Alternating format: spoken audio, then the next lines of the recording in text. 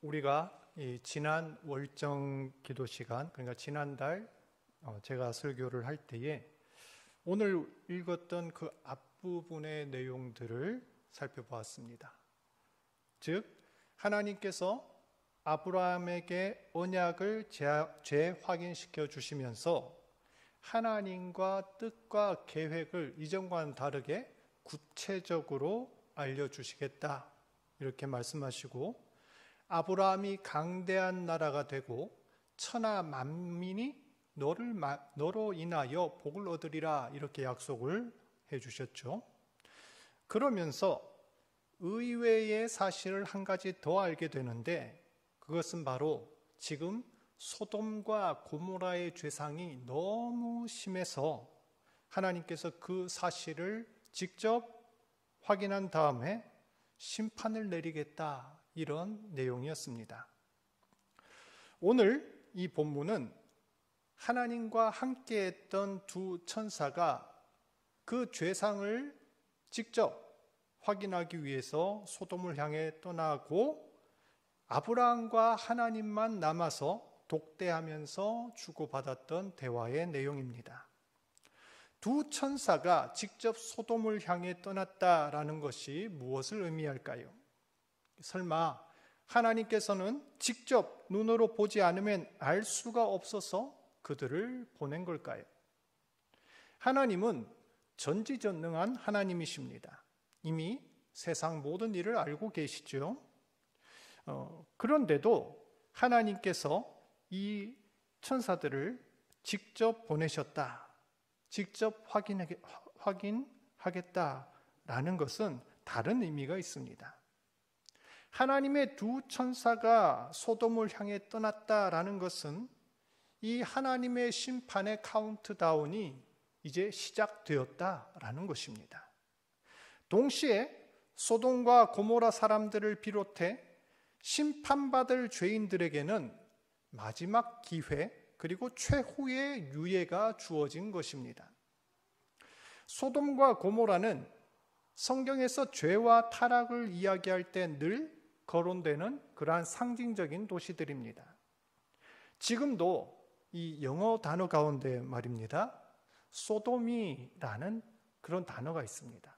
이 말은 소돔에서 유래되었는데 그 뜻이 남색 또는 수간과 같은 변태적인 이상 성욕을 말할 때 이 소돔이라는 단어를 씁니다.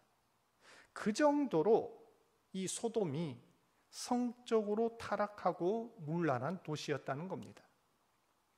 소돔과 고모라는 하나님을 두려워하지 않았으며 사람의 생명을 귀하게 여기지도 않았고 욕망과 이익을 위해서는 뭐든 할 수 있는 탐욕과 이기심의 도시였습니다.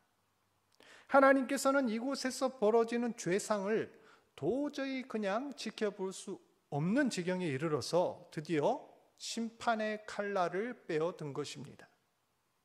이때 아브라함이 하나님 앞으로 슬며시 나아갑니다. 두 천사가 떠나고 하나님과 1대1 상황이 되자 하나님께 단독으로 가까이 가서 솔직하게 그리고 겸허하게 물어봅니다.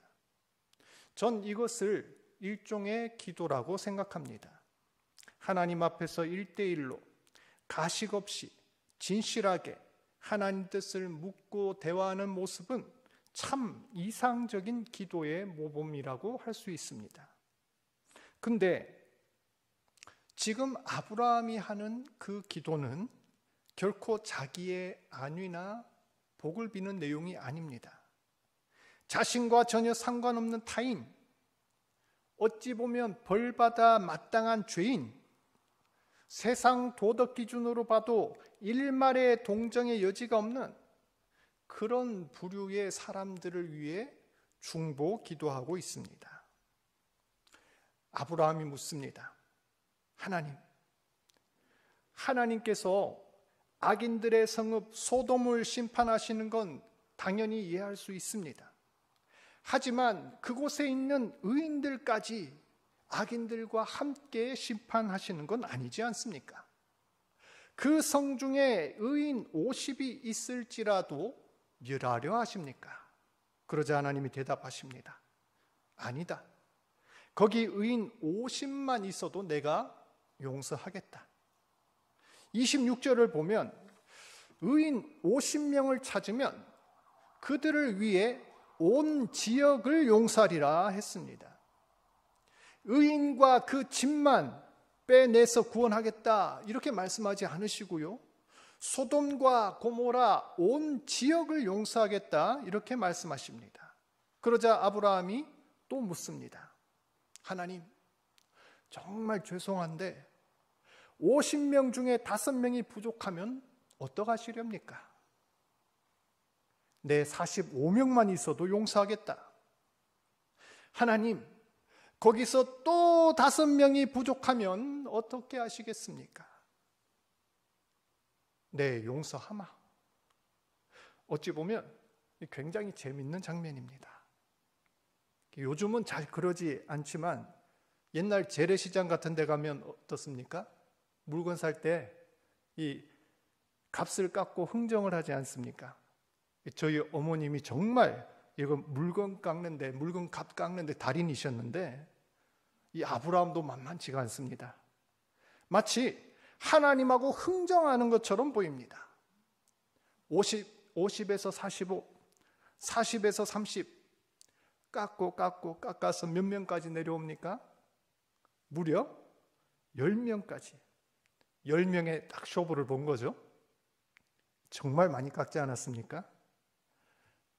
장사도 아마 이런 식으로 하면 그 주인이 승질내면서 내 더러워서 안 판다, 그냥 가라, 이렇게 말할 것 같습니다.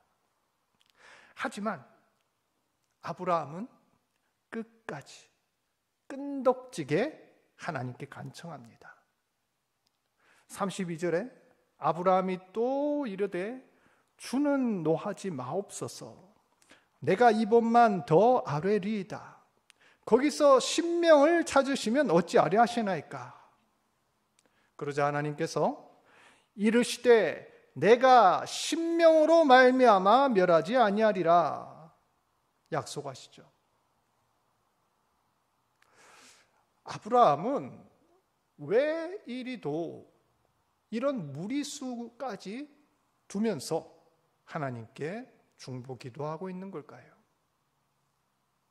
그 이유는 먼저 소돔에 그의 조카 롯이 살고 있었기 때문입니다. 롯은 아브라함에게 있어 단순한 친척 그 이상의 의미가 있던 사람입니다. 아브라함이 갈대아 우르를 떠날 때에 이 어린 롯을 데리고 함께 떠났고, 롯의 아버지가 죽은 다음에는 자식이 없던 아브라함이 마치 자기 자식처럼 생각하고 길린 그 사람이 이 롯입니다. 나중에 아브라함이 이 롯과 함께 애굽으로 내려갔다가 다시 나왔을 때 롯도 일가를 이루고 가축도 많아져서 자꾸 아브라함 식구들과 충돌을 하게 됩니다. 그때 아브라함이 롯에게 제안을 하지요. 우리 다투지 말고 분가를 하자. 네가 좌하면 내가 우할 것이고 반대로 네가 우하면 내가 좌하리라. 롯한테 네가 먼저 좋은 땅을 골라라. 네가 가는 곳에 반대쪽으로 내가 가겠다. 이렇게 우선권을 줄 정도로 아브라함은 롯을 아꼈습니다. 그때 롯이 선택한 곳이 어디입니까? 오늘 본문의 소돔과 고모라 지역입니다. 창세기 13장 10절에 롯이 눈을 들어 요단 지역을 바라본 즉 수알까지 온 땅에 물이 넉넉하니 여호와께서 소돔과 고모라를 멸하기 전이었으므로 여호와의 동산 같고 애굽 땅과 같았더라 하였습니다. 근데 문제는 그 당시에도 소돔은 죄인들의 도시였고 하나님 보시기에 악하였다 이렇게 나와 있다는 사실입니다. 하지만 롯은 그 땅에 물이 넉넉하고 땅이 기름지다는 이유로 살기에 편하고 풍족하니까 그냥 그 지역을 택한 겁니다. 하지만 아브라함은 요단 반대편 광야 지역을 전전하면서 계속 유목하는 생활을 하지요. 지내기는 불편했지만 그래도 하나님과 동행하기 좋은 곳, 죄와 유혹을 멀리하는 곳에서 사는 것을 택한 것입니다. 아무튼 아브라함이 소돔을 위해 이렇게 간절히 중보했던 첫 번째 이유는 거기에 자신의 사랑하는 조카 롯이 살았기 때문입니다. 이거를 우리에게 적용해 본다면 우리도 지금 하나님 앞에서 세상을 위해, 나라를 위해, 사회를 위해 기도하는 이유가 무엇입니까? 거기에 우리가 사랑하는 가족, 친구, 이웃들이 사는 터전이 있기 때문입니다. 때로는 죄악된 이 세상을 벗어나고 싶고 세상이 어떻게 돌아가든 하나님과 나만 생각하고 그냥 관심 끊고 그렇게 편하게 살고 싶을 때도 있지만 우리 믿는 자들은 결코 세상을 포기하거나 비관적으로 생각해서는 안 되는 것이 거기에 그 안에 우리가 사랑하는 사람들이 있기 때문입니다. 그들을 위해 우리는 생각하고 사랑하며 중보해야 하는 것입니다. 또 아브라함이 이 소돔과 고모라 지경을 위해 중보한 것은 단순히 거기에 자기 식솔 롯이 있다는 그 이유만은 아니었습니다. 아브라함은 기도를 할 때 자기의 뜻과 생각으로만 기도를 한 것이 아니라 하나님의 진정한 의도와 하나님의 마음을 헤아렸던 사람입니다. 그렇기 때문에 하나님 앞에서 간절한 기도, 담대한 기도를 드릴 수 있었습니다. 우리가 이 성경을 표면적으로만 읽고 이해하면 이 하나님의 의도를 오해하게 됩니다. 전혀 엉뚱한 해석을 하게 되지요. 그렇기에 어떤 사람들은 구약의 하나님은 잔인한 하나님, 심판을 즐겨하시는, 멸망하게 하시는 무서운 하나님, 이런 식으로 해석을 합니다. 하지만 우리는 성경을 읽을 때 전체를 봐야 합니다. 하나님은 어떤 분인지 겉으로만 드러나는 그 사건 가운데에 거기에 담겨 있는 진정한 하나님의 속마음은 무엇인지를 생각할 필요가 있다는 것입니다. 그러면 하나님의 진정한 의도가 뭘까요? 성경 전체를 통해 하나님의 본성과 하나님의 메시지를 보아야 합니다. 기본적으로 하나님의 본성은 거룩하신 하나님, 공의의 하나님이십니다. 하나님은 죄가 없으시며 죄를 미워하십니다. 그렇기 때문에 죄인을 심판하시고 죄악된 세상을 멸하실 수밖에 없습니다. 오늘 본문에 드러난 그 하나님의 본성도 이 거룩함과 공의의 본성이지요. 소돔과 고모라에서 벌어지는 이 죄의 타락상을 결코 간과하지 않으시고 공의로 심판을 하십니다. 그래서 아브라함이 기도할 때도 뭐라고 합니까? 하나님의 공의를 언급합니다. 세상을 공의로 다스리시는 하나님이 의인과 악인은 구별하셔야 되는 것 아닙니까? 이렇게 하나님의 공의에 근거하여 기도를 한 것입니다. 하나님의 이런 본성을 따른다면 소돔과 고모라뿐만 아니라 온 세상 사람들은 심판을 받을 수밖에 없습니다. 왜냐하면 하나님의 그 의로운 기준은 만족시킬 존재가 없기 때문입니다. 그런데 우리는 하나님의 또 다른 속성을 잘 알고 있습니다.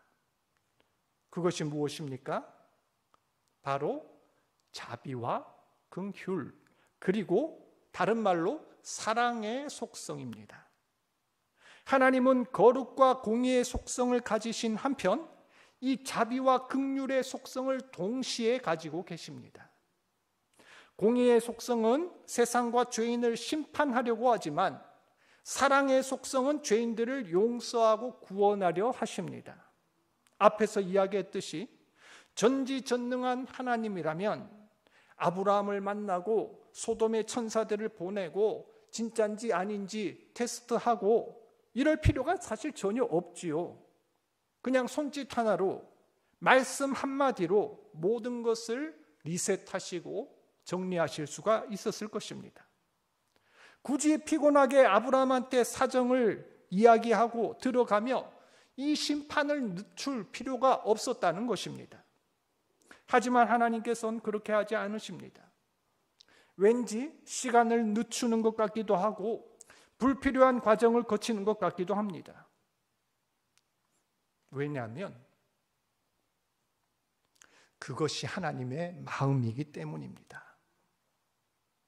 하나님께서는 심판하기를 즐겨치 않으시고 죄인이라도 멸망하는 것을 하나도 기뻐하지 않기 때문입니다.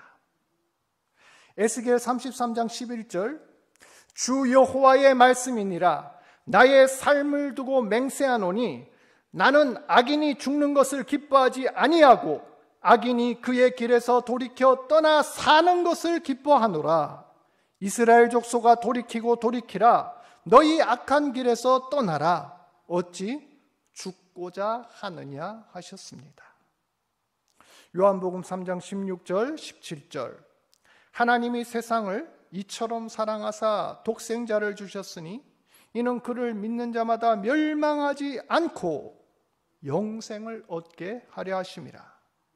하나님이 그 아들을 세상에 보내신 것은 세상을 심판하려 하심이 아니요 그로 말미암아 세상이 구원을 받게 하려 하심이라.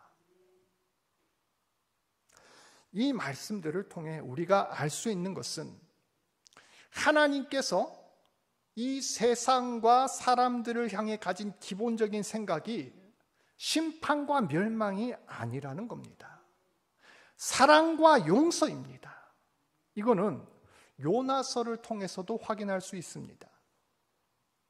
요나가 하나님 명령을 받아서 니느웨로 가지요. 거기서 심판을 선포합니다.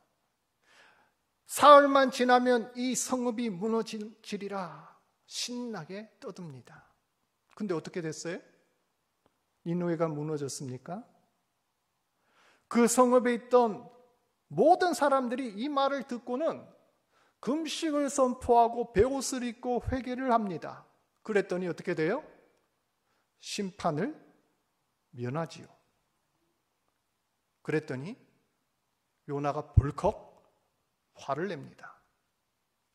자기 민족 이스라엘을 괴롭히고 학살했던 원수들, 죄인들의 성읍, 이 니느웨가 무너질 줄 알고 멸망할 줄 알고 좋아했는데 멀쩡하거든요. 그래서 하나님 앞에 단단히 뿔이 났습니다. 그런데 하나님께서 박넝쿨 사건을 통해서 하나님의 진정한 의도가 뭔지를 요나한테 가르쳐 줍니다.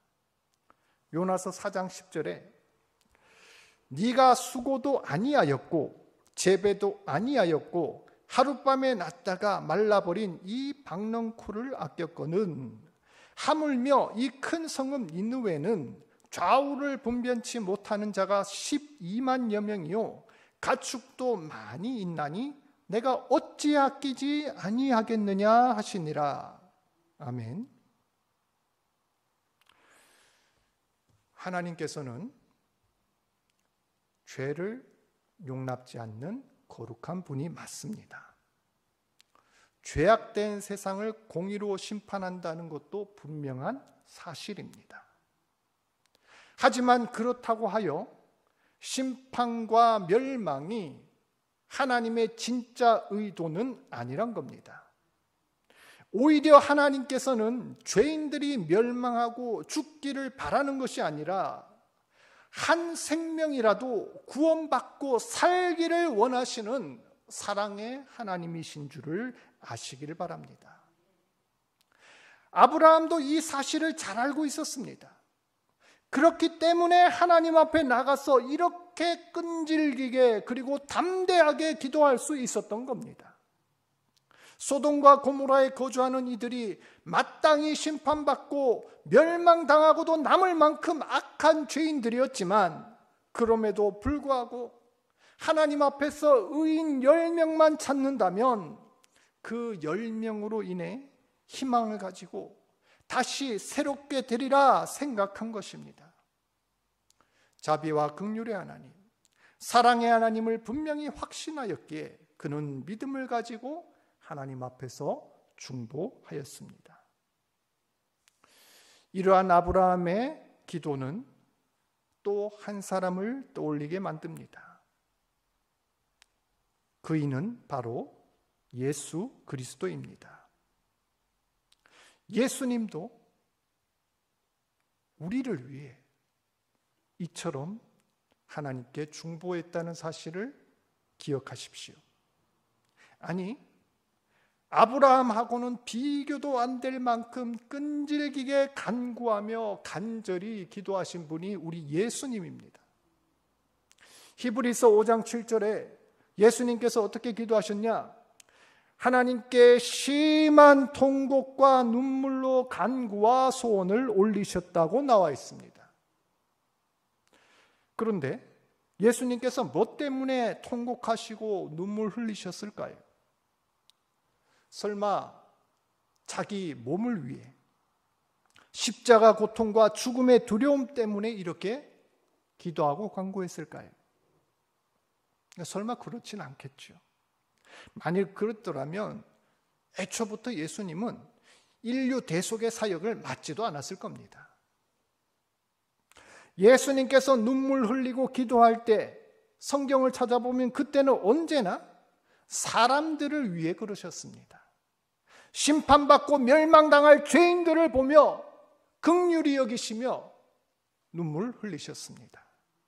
예수님께서는 99마리 우리에 있는 양들도 귀히 여기지만 잃어버린 양 한 마리 찾기 위해 온 산천을 찾아 헤매시는 분이고, 그 양 한 마리를 찾으면 세상 다 얻은 것처럼 기뻐하며 잔치를 벌리시는 우리의 주님이십니다.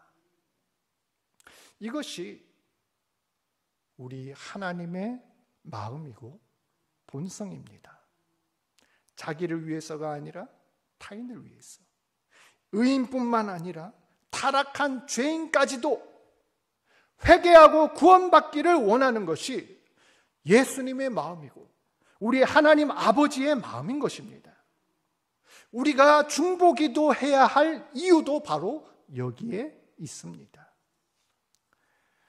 하나님의 진정한 마음과 의도를 알고 드리는 기도, 죄로 인하여 멸망으로 치닫고 있는 그 세상을 막아서는 기도, 10사람, 아니 한 사람의 영혼을 귀하게 여기고 끈덕지고 간절하게 드리는 이 기도야말로 하나님의 사람들에게 합당한 기도의 자세이고 예수 그리스도를 닮은 기도라고 할 수 있습니다. 그렇다면 아브라함의 중보 기도가 어떤 열매를 맺었을까요? 하나님께서 약속하신 것처럼 소돔과 고모라는 의인 10명을 찾아서 멸망당하지 않고 구원을 얻었을까요? 불행하게도 그렇진 못했습니다. 아브라함이 6번씩이나 사정하고 그 숫자를 깎아서 10명까지 낮추었지만 이 소돔은, 이 고모라는 그 10명까지도 찾을 수가 없어서 멸망당하고 맙니다. 그렇다고 해서 아브라함의 중보기도가 전혀 소용이 없었던 것은 아닙니다. 분명히 하나님께서는 그 기도를 들으셨고 아브라함이 제시했던 그 수가 충족하면 용서하겠다 약속하였습니다. 이는 의인의 간구를 외면치 않고 응답하시는 하나님의 선하심과 신실함을 보여줍니다. 특별히 하나님께서는 죄악이 관영한 소돔을 멸망시키면서 롯과 그 가족들을 불심판 가운데서 구원하시는데, 창세기 19장 29절에 하나님이 그 지역의 성을 멸하실 때에, 곧 롯이 거주하는 성을 엎으실 때에 하나님이 아브라함을 생각하사 롯을 그 엎으시는 중에 내보내셨더라라는 말씀이 나오지요. 이는 하나님께 드리는 그 의인의 기도가 얼마나 강력하고 힘 있는지를 보여주는 증거입니다. 비록 죄로 인해 모든 지경은 심판받았을지라도 그 속에서 고통받던 의인 롯과 그 가족만큼은 다름 아닌 아브라함의 중보를 통해 생명을 보전받고 구원받았다는 사실입니다. 사랑하는 성도 여러분, 우리는 오늘 하나님 앞에서 어떤 기도를 드리고 있습니까? 혹여 우리의 기도가 나 자신만을 위한, 내 가족만을 위하는 그런 좁은 기도는 아닙니까? 심지어 그 좁은 기도마저도 바쁜 일상을 핑계로 주님 아시지요? 이러고 미루지는 않습니까? 오늘 아브라함이 드렸던 이 기도를 다시 한번 떠올려 보시길 바랍니다. 그의 기도는 담대하면서도 겸손하였고 세상 사람들을 위해 기도했지만 하나님의 마음을 헤아려 기도한 사람이었습니다. 무엇보다 끈질기게 포기하지 않고 한 생명을 살리기 위해 애썼던 사랑의 기도를 드렸습니다. 지금 이 시대에도 이와 같은 기도를 하는 사람이 필요로 합니다. 하나님은 이 땅 가운데 영혼을 사랑하며 하나님의 마음으로 중보할 그 의인 10사람을 찾고 계십니다. 이 땅을 변화시킬 힘은 강한 정치력도 부유한 경제력도 아니고 사람의 마음을 혹하게 하는 인본주의 문화나 이념도 아닙니다. 아브라함은 아무도 보지 않는 곳에 그저 하나님의 뜻을 이루기 위해, 한 영혼을 살리기 위해 최선을 다해 기도했다는 사실을 기억하시길 바랍니다. 하나님은 기도하는 사람을 통해 뜻을 세우시고 역사하신다는 것을 명심하시길 바랍니다. 우리가 속해 있는 이 나라 대한민국을 위해서 물질주의와 인본주의와 음란과 거짓으로 물들어가고 있는 이 사회와 문화를 바라보면서 수천 세대가 입주할 예정인 이 증산동 지역 일대를 바라보면서 또 반드시 중보해야 하는 믿지 않는 내 형제, 자매, 가족들의 영혼 구원을 위해서 뜨거운 사랑과 열정으로 포기하지 말고 끝까지 기도하시는 저와 여러분 되었으면 좋겠습니다.